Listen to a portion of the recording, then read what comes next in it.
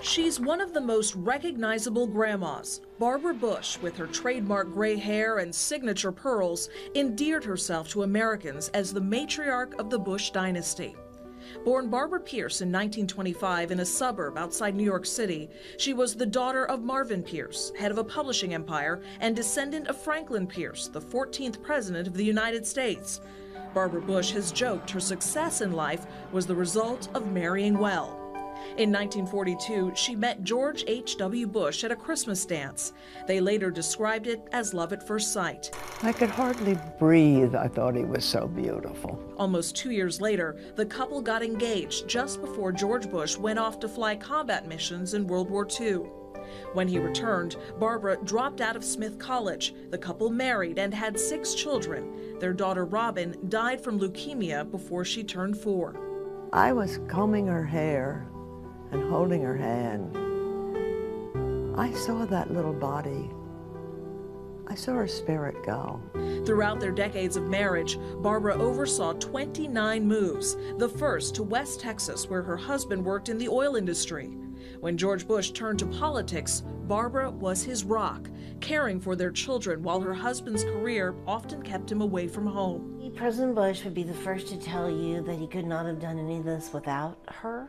As the wife of the vice president, then as first lady, Barbara promoted the cause closest to her heart, family literacy, believing it was the key to solving societal problems. So she tells the story of running in the park one day and just trying to think about all the things that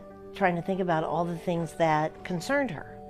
Poverty, drug addiction, unwed mothers, this whole list of things that she thought that she could do all of these. And what she figured out is she felt there was sort of a common cause for a lot of her social ills, and that was lack of education. She established the Barbara Bush Foundation for Family Literacy, visited countless schools and libraries, and awarded millions of dollars to programs across the nation. An advocate for volunteerism, she helped raise awareness for child abuse prevention, adoption, and child safety. She even penned 2 books in the 90s, her autobiography and a children's book about life in the White House as told through the eyes of the family dog. After the White House years, Barbara and George Bush settled in Tanglewood, and she often said she was thrilled to be a part of the Houston community. Her commitment to children and education is honored by 5 Texas schools, which now bear her name.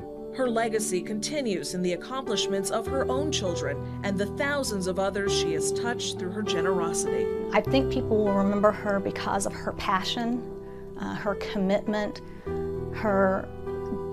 to service and service to others. In November of 2008, the 83-year-old former First Lady was admitted to Methodist Hospital complaining of stomach pains. Doctors discovered a perforated ulcer and performed surgery. Then, just 4 months later, Barbara Bush was back in the hospital after experiencing shortness of breath.